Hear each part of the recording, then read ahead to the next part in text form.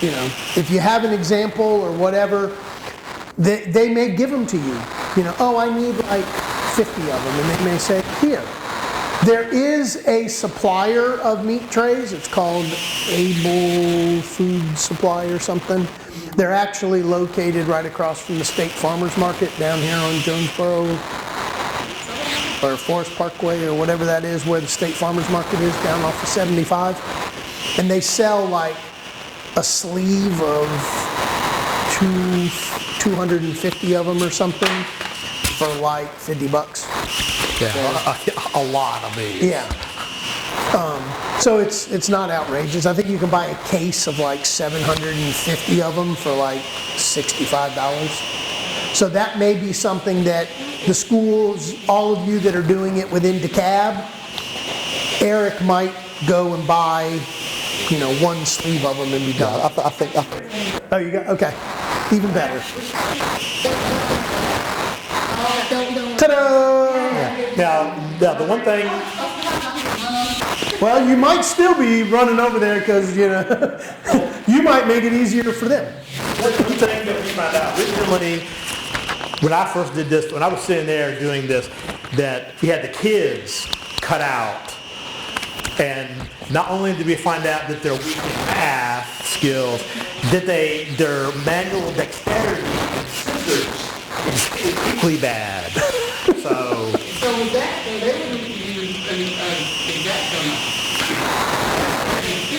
well, yes it is. We have to break our scissors. But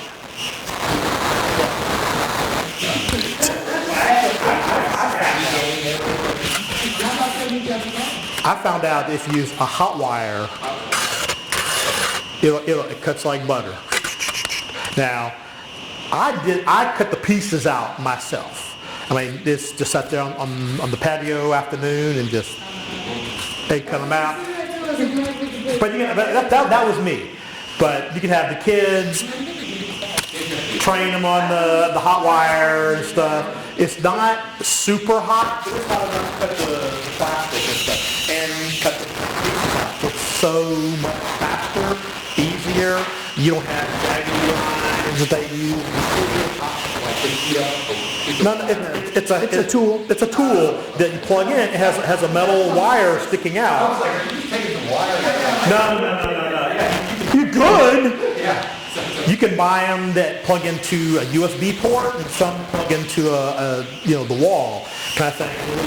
it basically looks like a soldering iron, except instead of a large diameter shaft with a tip, it's just a small piece of wire. Yeah, if you go to a hobby store, you can see them. If you like have a blocks of styrofoam, you can use it to shape the styrofoam. Some of them they'll call them like a hot knife, and it's got more of a blade than just. But you want the wire because it basically looks like kind of like a pencil at the end, you know, except it's thinner, obviously. But it looks like a magic wand almost, right? And it heats up the end, and then you just follow the trace and it's done. Yeah, so that made cutting the pieces out way better. And with this design that we're going to use, when I did it, I found out the original single fuselage tends to the kids don't know how to fly planes, they've never used, they've never made paper airplanes, so they break. By doubling up the fuselage like this, made them much sturdy, last a lot longer, so with quite as much break. They threw it once, oh, it's broken, or they threw it and someone stepped on it because they weren't paying attention. So this made it a whole lot sturdier. And one innovation in here, in the cockpit of the plane, is a penny. Yeah. So the original design from NASA was you put paper clips. And we also use rolling. Oh yeah. Yeah, you just need a little bit of mass at the front to help it fly. Now, here's the way this activity works. Is this the one plane we have? No, there's a bunch in the back. Okay. Yes. Great. This is not all styles that are possible. Right. So you'll see. several from The sheets that Brian shared, right, so you can see there's different wings.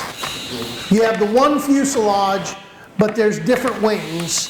And some of them are small, kind of like this back one, and you put both of them into the slot. You can do some that have just one. Where's the Delta Wing one? Right, so it's just got one big wing on it. So there's all different combinations. Yeah, this is an experimental design. It's called a canard, so it has a canard front. There's also a plane where the wings flip around and your canard is in the back. So the small wing. So the way this activity runs is either, depending on your personal preference, you have the kids cut them out, but if you only have one hot wire, it's going to take days to get it passed around that the kids all cut out all these pieces. No, this is one set of, correct. So imagine if each kid has to cut out all of this out of their 2 pieces of styrofoam. It's gonna take a lot of, which is why Brian says it's easier just to cut out a whole bunch of the pieces and have them all ready. And it's kind of, you put them in a gallon Ziploc bag.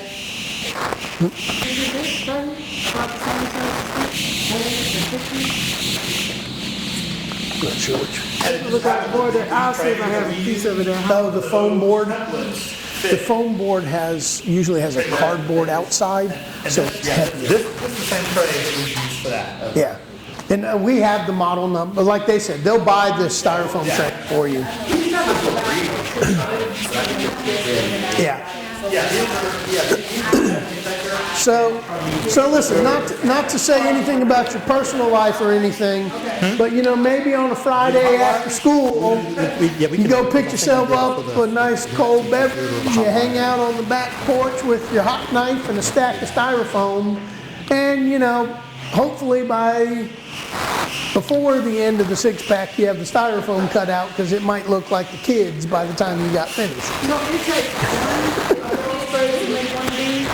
Take 2 trays 2 trays. so that they have the variety of wing They don't work combinations. on this as a team. Correct.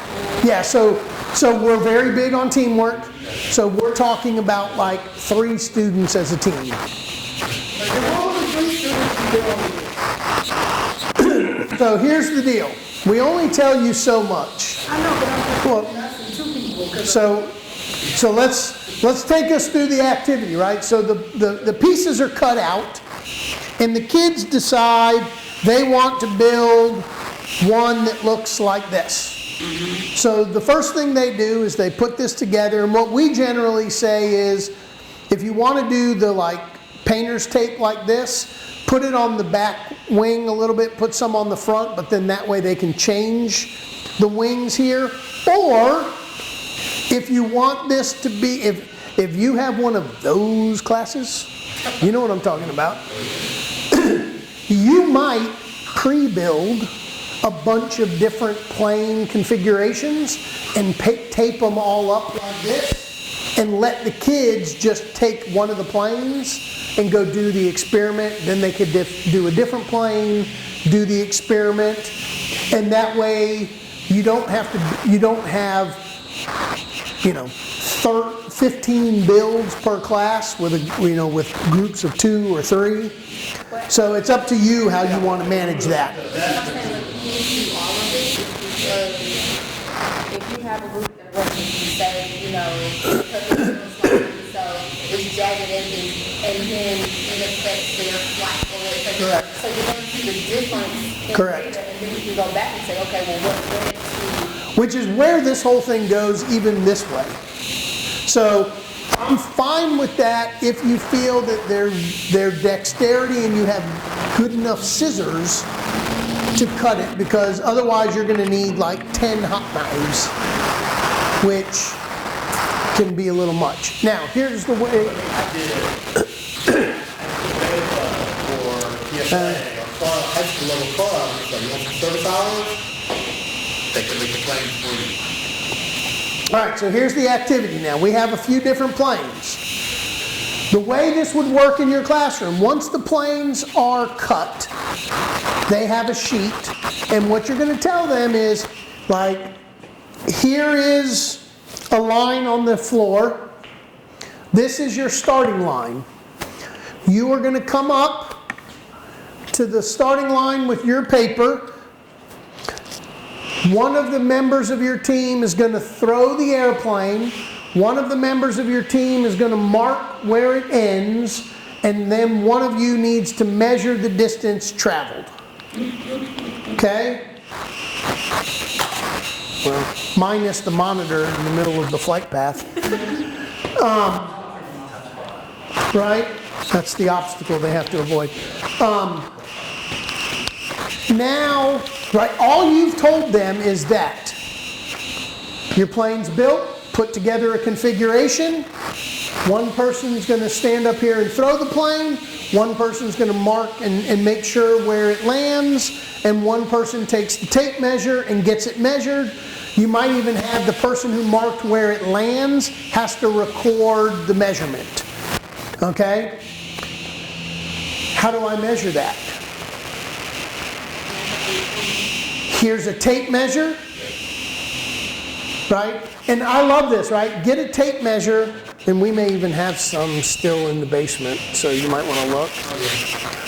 Get one of the like cloth tape measures that does inches on one side and centimeters on the other side, and you don't tell them anything. You just tell them to measure it. Okay? You can, this was actually, I think Brian did this, you can also use the floor tiles, and they can measure using the floor tile. Don't just give them all these options, because what this ultimately is going to do, let me give you the end in mind. We're going to have a big conversation after they do this first throw, or sets of throws, and they bring all this data, and all of a sudden kids are like, mine went 120. Mine went 857. Mine went 35. They're all measuring in different units. And if you ask them which unit they're measuring, They don't have a clue. Okay? Then you say, well, who threw the plane? Well, I threw the first plane, Brian threw the second plane, Nathan threw the third plane, and we have this big conversation. Now, how would that affect our data? So the end result of all of this is we have to have a procedure that is common. And that's how we do scientific experimentation. We must control every possible variable that we're capable of, right? So that what we find out is that this plane configuration flew better than that plane configuration, not because Jeff threw it harder or softer than Brian. It's because when Brian threw all three planes as similar as he could, that plane performed the best. Now it's the plane is the variable, not everything else. And that is called experimentation with controlled variables. That's what we want them to understand. Right, 6th grade data was just data. 7th grade data is experimental data. Experimental data doesn't become valued or valid until we control as many of the variables that create it as possible. One of the fun parts of this activity is watching them throw the plane. And I would tell them with my class, the whole time, it's not a baseball, Right. it's not a football. Don't throw it like a baseball. And they'll try to throw it gently, correctly once, and then back to baseball. Yeah. And Right. and about the science, because by look at one of the things you do earlier is going like the forces of flight That comes after this. okay. So in the next section of this challenge, after they, I think it's after this, they learn about the different forces. And so to Brian's point, right, you throw it harder, they find out that forces are acting on it different, it may cause it to fall faster. That if you throw it gently, it kind of allows it to catch the wind or the air under the wing and keep it aloft longer. Right? This is not about, do they learn about forces and neutral forces? Yes. Is it a whole scientific, we're not learning about equal, we talk about stuff. We're not getting into the whole science of it all. We're just getting into the fact that they exist and we have to understand how they might change what we're doing. Okay? They love, right, after they've gotten up here, and what we refer to this in inquiry science is the initial experiment of doing the paper airplanes, where it's just come up here, throw your paper airplane, take the measurement and record it, is what we call messing about.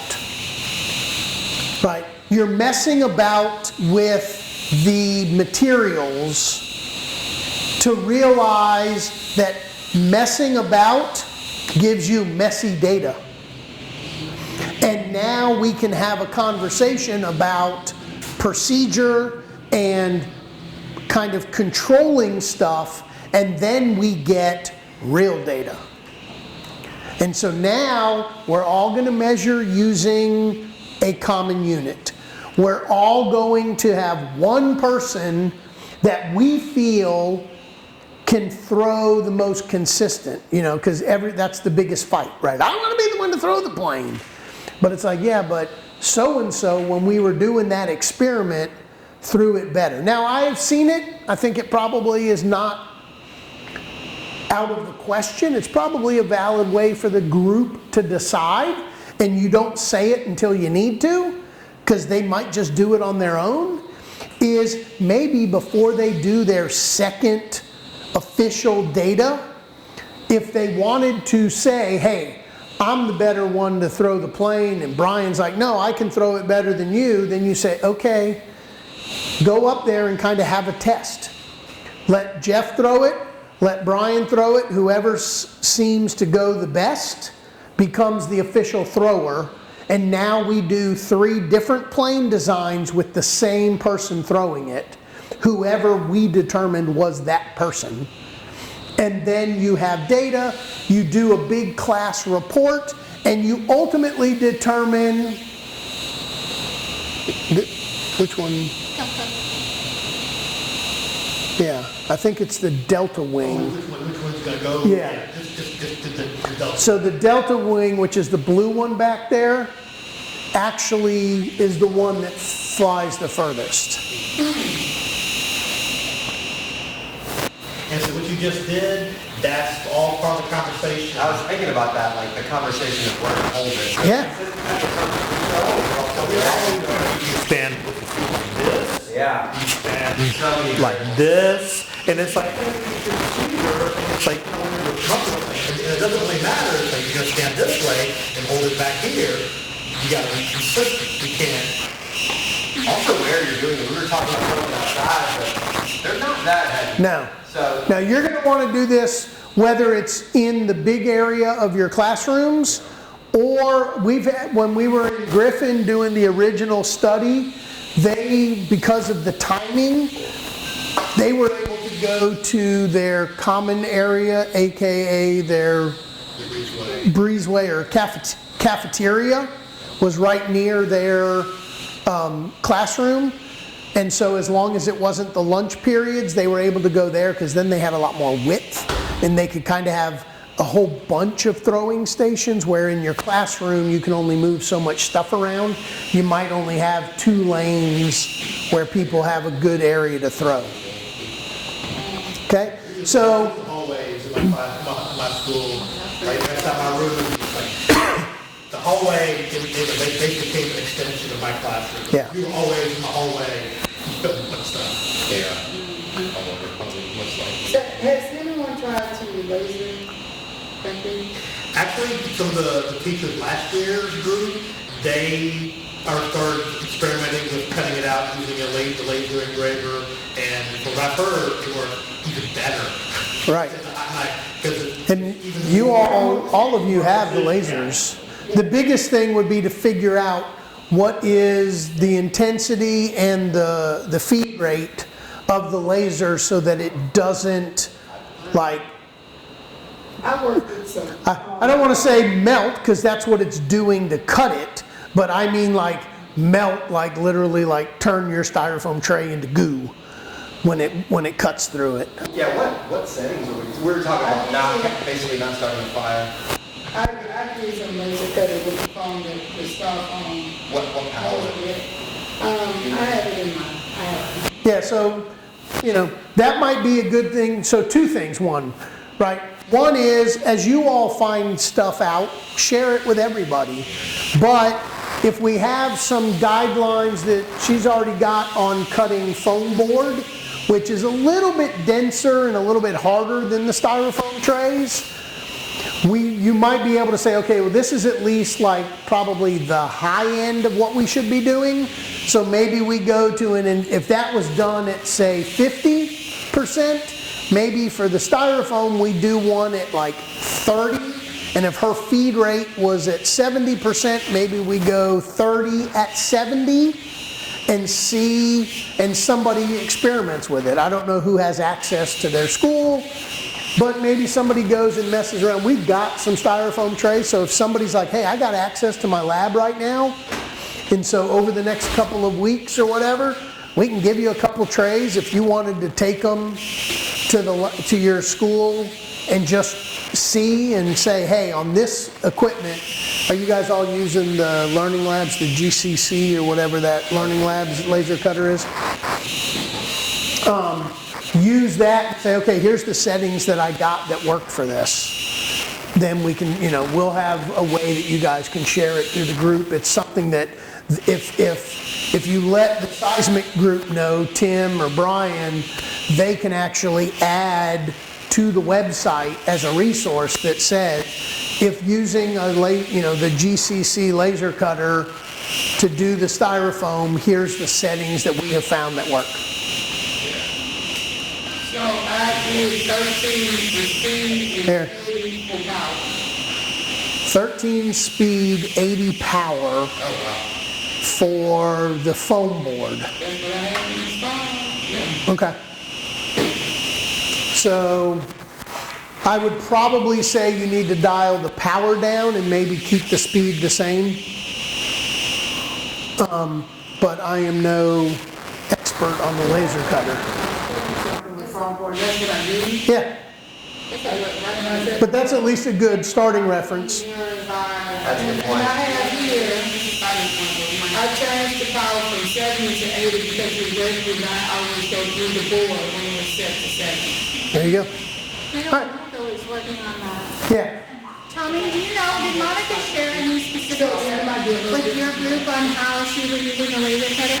I think she's done pretty well, but I don't know that we've gotten like a. Yeah, when I talked to her, she was like, she's kind of close to figuring it out, but wasn't Okay. really like. So as soon as we get, because I know Gwinnett also uses I think most of them have the GCC laser cutters. So.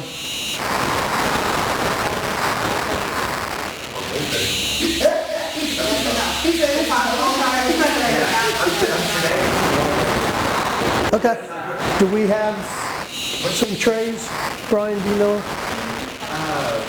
Brian, do we have some styrofoam trays around? I might have Okay. trays downstairs, but I There was, at one point I had like a little amped it up bag that had a stack of them. we kind of other features. Yeah. Yeah, that's one thing about the durability and that's a kind of thing you expect with kids. As far as, we have one teacher who is very strict with the planes, and she has a set of planes that she can use with kids, and other teachers who are less strict, and the planes are demolished after one class. And through all of their credits rather rapidly. So kind of, Yeah. and the law to learn engineering teachers is material management.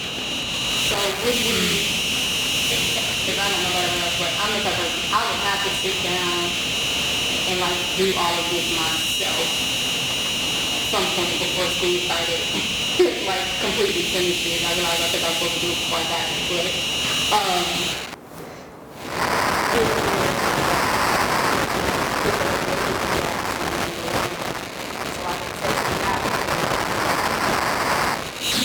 Yeah, after we're done here, I'll run by the office. I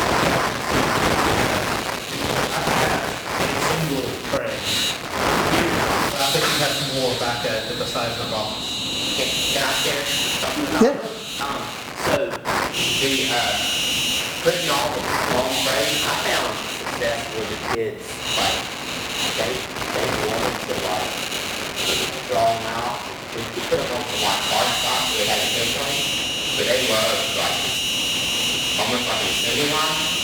What I wasn't able to pull off, but like, if you had an assembly line with different tasks, maybe think about getting your kids, like, okay, you guys are gonna be the drawers, you guys are gonna be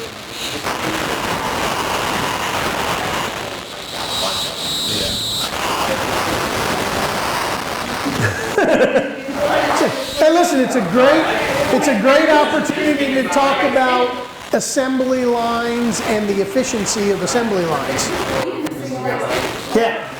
We actually, in the 6th grade modules, one of the 6th grade modules is, it's called our packaging challenge for the science classroom, or for the math classroom, and it is to realize how much more that can be accomplished when you do things as an assembly line versus trying to be a single, like, pick and pack. assembly plan. Right. But I was just trying to kind of herd all that, and then the ability to, like, yeah. don't think that the kids can't get into it and they can pull it off. Yeah. No safety scissors, but regular scissors they can.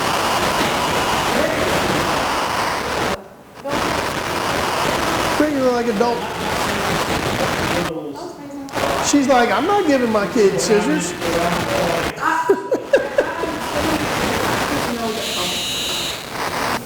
So keep in mind that the styrofoam trays are not like the foam board. So foam board is like impossible to cut with scissors. The styrofoam trays, I mean, these are cut with scissors.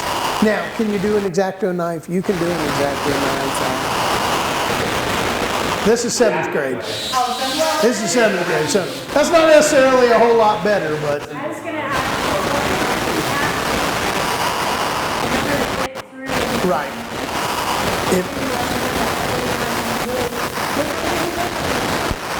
Yeah. So DeKalb folks, let me ask this, because Talaya brought this up earlier. Talaya has 9 weeks. She sees her students every other day for like an hour and a half. Are all the DeKalb schools, or at least the teachers who are doing this, that way? That's how you are. Yeah. So, yes, every other week. Yes, or every other day. Yes, every other day. You're in Gwinnett. Okay. He's in Gwinnett. And theirs is, they have some schools that do 18 weeks every day, some schools that do 18 weeks every other day. So, all right, so to Jessica's point, and this is why we're presenting the content to you all, and then we're going to do some little breakouts with the DeKalb teachers separately, because it's some of these things that you guys need to kind of take into consideration different than the Gwinnett teachers or somebody else, is given how much you're going to be trying to cover, is taking an entire day to just get the parts cut out beneficial or detrimental to getting the full experience done. Because the ultimate goal for all of this is to get them to the point of a design challenge where there is some freedom to it. So I will tell you this, in 6th grade, the data challenge is really about knowledge acquisition, right? For them to understand data. Then they do the other challenges, which is where they actually then do some data collection. And then they do a challenge at the end, and they're kind of disconnected on purpose. They're connected in contextualization and in expectation, but the actual activity completion is not. So like in the 2nd unit, they work with the catapults to create, like, they plot points where they land, and then they use those plotted points to design a carnival game. And then at the end, it's about how can I change the way that catapult throws. So in the first part, it throws and it's kind of short. And in this design challenge, it's how do I redesign this catapult to throw further? So it's a big kind of jump. In 7th grade, they do the data challenge, then there's some other experiences in between, and then all of a sudden when they get to the design challenge, which is to take a different type of airplane design and go back to your knowledge of the data challenge with the airplane wings and redesign this other airplane with the wing style that you found to be the most effective.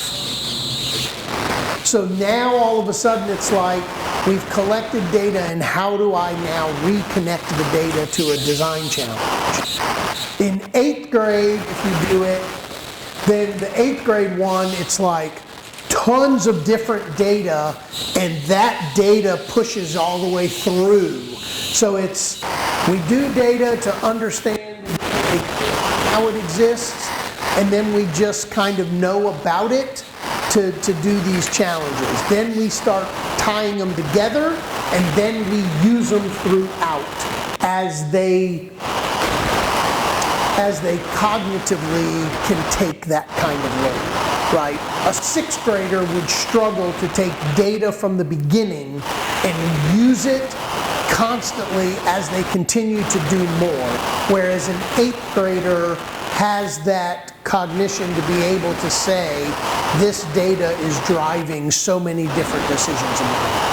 Hope. Well, let's put it this way. We are hoping to get them to realize that they are smarter and can do that. Okay? Yes? Are these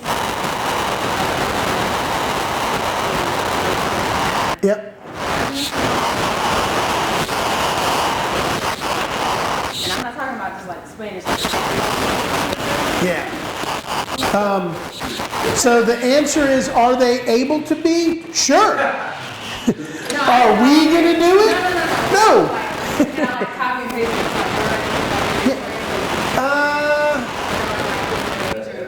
If Go put one of them? if you can take the PDF into it, like there actually was a Spanish group, a group we were working with in Panama, Costa Rica, somewhere, that was creating our original version of this into Spanish right before COVID hit. So that'll be a great experiment if somebody, whether it's Brian or Talea, if somebody wants to see like what format would it be necessary in order to get multi-language translation. My sister, who is an ESL, a school ESL director in Fulton County, you know, her and I have had some big discussions because I'm on a soapbox of, I understand why they need some translation, but when we we translate everything, we're also not encouraging them to transition to the use of English. Her thing is right, but we can't try to teach them 8 things at one time. And if teaching them English is one thing, let us teach them the English, and in other spaces where we're trying to teach them cognitively how to do other things, we probably need to keep that in their native language until they're capable of understanding in the English. Learning English, they can speak a little bit. Right. But I don't worry about it as much. When I get someone who's just got Right. Nothing. Yeah.